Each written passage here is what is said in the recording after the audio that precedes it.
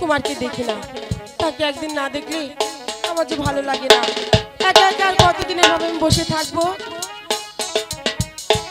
আর তো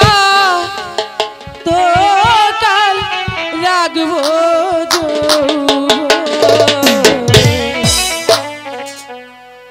অঞ্চলে বাঁধিয়া,